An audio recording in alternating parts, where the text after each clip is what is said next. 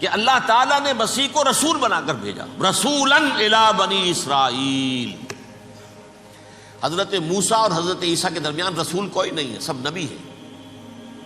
حضرت موسیٰ رسول تھے اور حضرت عیسیٰ رسول ہیں۔ درمیان میں داؤد ہو، سلیمان ہو، یشعیاء ہو، زکریا ہو، یہ سب نبی ہیں۔ یحییٰ نبی ہے، رسول نہیں ہے، لہذا وہ شہید کر دیے گئے۔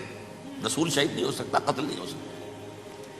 لیکن عیسیٰ اور موسیٰ کے درمیان 1400 برس ان کے جو ہیں، اس کا کلائمیکس ہے حضرت مسیح علیہ السلام کی بعثت، اور حضرت مسیح علیہ السلام کو جسے اللہ نے اپنی روح قرار دیا، روح منہ، کلمتہ القاہا الی مریم، اللہ کا کلمہ، عظیم ترین معجزات۔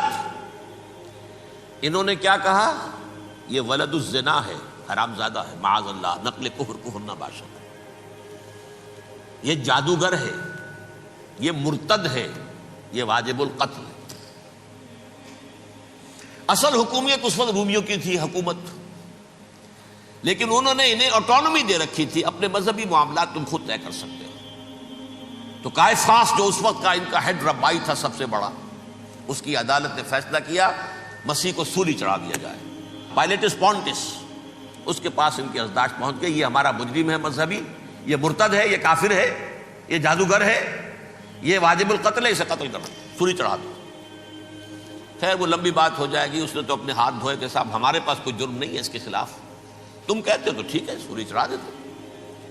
یہ دوسری بات ہے کہ اللہ نے حضرت مسیح کو اٹھا لیا آسمان پر، ان کی جگہ وہ شخص سولی چڑھا جس نے غداری کر کے گرفتار کروایا تھا، جوڈاس اسکیریوٹ، اس کی شکل اللہ نے بدل دی حضرت مسیح کی سی، اور حضرت مسیح کو فرشتے اٹھا کے اوپر لے گئے، وہ زندہ آسمان پر اٹھا لیے گئے۔ اور یہ ساری تفاصیل نہ قرآن میں ہے نہ حدیث میں ہے، یہ انجیل میں ہے۔ لیکن انجیل کون سی؟ برنباس کی انجیل، gospel of the Lord according to Saint Barnabas. یہ حواریین مسیح میں سے تھے، لیکن عیسائی ان کو تسلیم نہیں کرتے، ان کی بائبل کو صحیح نہیں مانتے، کینونیکل نہیں مانتے۔ 100 انجیلیں تھیں، 104 تھیں، جن میں سے 4 چنی ہیں انہوں نے، یہ متی اور جان اور مرکس مارکس، یہ ہے، تو یہ 4 انجیلیں ہیں، انہوں نے تسلیم کی کہ یہ کینونیکلز ہیں، یہ تو ہیں حقیقی، باقی جو ہے 100 اس کو وہ تسلیم نہیں کرتے۔ ان میں سے ایک ہے یہ برنباس، اس میں یہ تفصیل ہے کہ اللہ تعالیٰ نے اس شخص کی، جیوڈاس کی، یہودا جیوڈاس اس کو انگریزی میں کہتے ہیں، اس کی شکل بدل دی حضرت مسیح کی سی، وہ گرفتار ہوا، وہ سولی چڑھا، وہ غدار تھا، غداری کی سزا اسے ملنی تھی، وہ مل گئی۔ حضرت مسیح کو فرشتے 4 اٹھ رہے ہیں، جس کوٹھڑی میں حضرت مسیح مقیم تھے، ایک باغ کے اندر وہ کوش تھے، اس کی چھت پھٹی ہے، 4 فرشتے آئے ہیں، حضرت مسیح کو اٹھا کر لے گئے ہیں، چھت برابر ہو گئی ہے، اس کے بعد وہ شخص پکڑا گیا۔ بہرحال حضرت مسیح کو اللہ نے اٹھا لیا آسمان۔ لیکن وہ دن ہے کہ اس قوم کو اب مغضوب علیہم قرار دے دیا گیا۔ نوٹ کر لیجیے، اصل میں تو ہونا یہ چاہیے تھا کہ رسول کی جان کے در پہ جب کوئی امت ہو جاتی تھی تو اللہ کا قاعدہ یہ تھا کہ اس امت کو نسیہ منسیہ کر دیا جائے۔ حضرت نوح کی قوم کو ختم کیا یا نہیں؟ حضرت ہود کی نگاہوں کے سامنے قوم عاد برباد کی گئی یا نہیں؟ حضرت صالح کی نگاہوں کے سامنے قوم سمود برباد ہوئی، یہ اللہ کا قاعدہ رہا۔ سدوم اور عمورہ کی بستیاں حضرت لوط علیہ السلام جہاں بھیجے گئے، مدین کا علاقہ جہاں حضرت شعیب بھیجے گئے، اہل فرعون جن کی طرف موسیٰ کو بھیجا گیا، سب ہلاک کر دیے گئے۔ کیونکہ رسولوں کے بارے میں اللہ کا، نبیوں کے بارے میں یہ بات نہیں ہے۔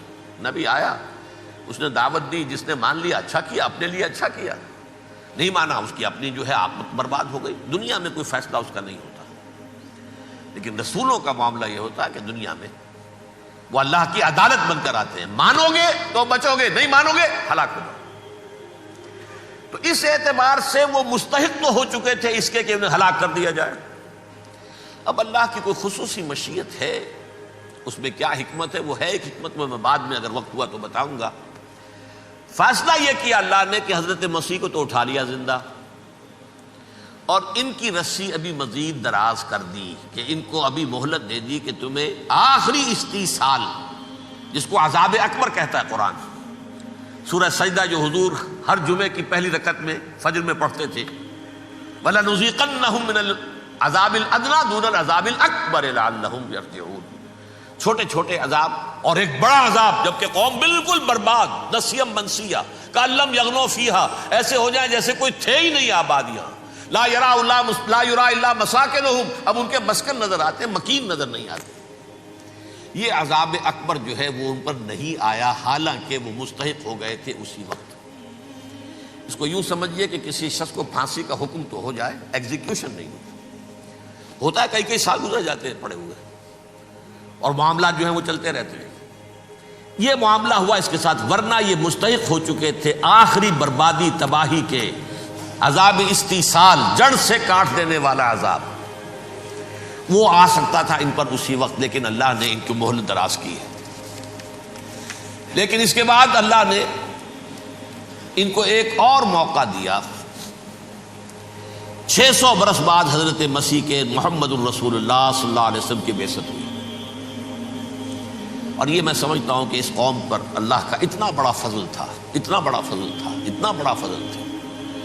اب پھر ایک موقع دیا، عسیٰ ربکم ان یرحمکم وان عدتم عدنا، دیکھو اب بھی تمہیں ہم ایک موقع دے رہے ہیں، تمہارا رب تمہارے اوپر اب بھی فضل کرنے کو تیار ہے، رحم فرمانے کو تیار ہے۔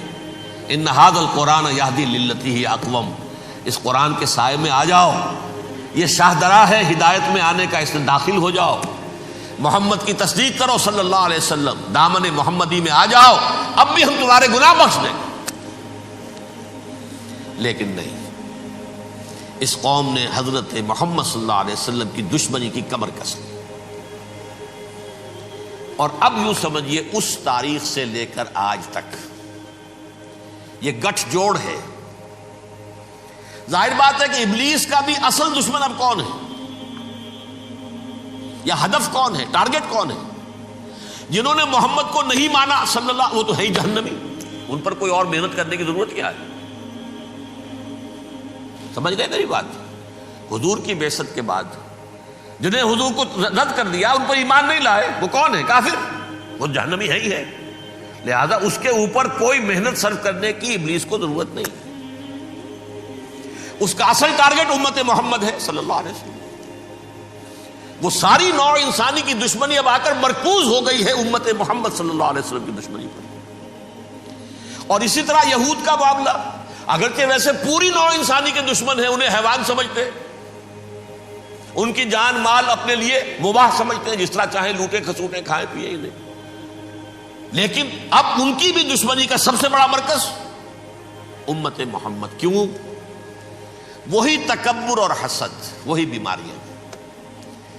انہیں تکبر یہ ہو گیا تھا کہ 2000 سال سے یہ نبوت ہماری میراث، ہماری جاگیر، بنو اسرائیل کے اندر سینکڑوں نبی آئے، 3 کتابیں اللہ نے ہمیں عطا کی، یہ کہاں سے آ گیا محمد صلی اللہ علیہ وسلم؟ معاذ اللہ ثم معاذ اللہ، یہ امیین میں سے، یہ جنٹائلز میں سے، یہ گوئنز میں سے، یہ حقیر ان پڑھ، کہاں ہم کہاں یہ نہیں تسلیم کریں گے۔ حالانکہ قرآن کہتا ہے یعرفونہ کما یعرفون ابناہم، ان کے علماء ایسے پہچانتے تھے حضور کو جیسے اپنے بیٹوں کو پہچانتے ہیں کہ یہ آخری نبی ہے، لیکن تکبر اور حسد کی آگ میں جل اٹھے۔ اب ان کے بھی دشمنی کس سے ہے؟ محمد اور امت محمد صلی اللہ علیہ وسلم۔ یہ گٹھ جوڑ ہے۔ اب دیکھیے، یہ ہے میری گفتگو کا اب تک کی گفتگو کا حاصل، یہ گٹھ جوڑ، ایک غیر مرئی دنیا، انویزیبل دنیا کا ابلیس لعین اور جنات میں سے اس کے لشکری فوج، انسانوں میں سے ویسے تو اور بھی بہت جگہ اس کے ایجنٹ ہیں، مسلمانوں میں بھی ہے، لیکن بحیثیت قوم، بحیثیت مجموعی، ایک پوری قوم، ایک پوری نسل جو ہے اس کے ساتھ گٹھ جوڑ ہے۔ ان دونوں کی گٹھ جوڑی کے ساتھ یہ دشمن دون ہیں انسانیت کے، پہلا دشمن ابلیس لعین، عزازیل لعین، اور دوسرے دشمن یہود ملعون۔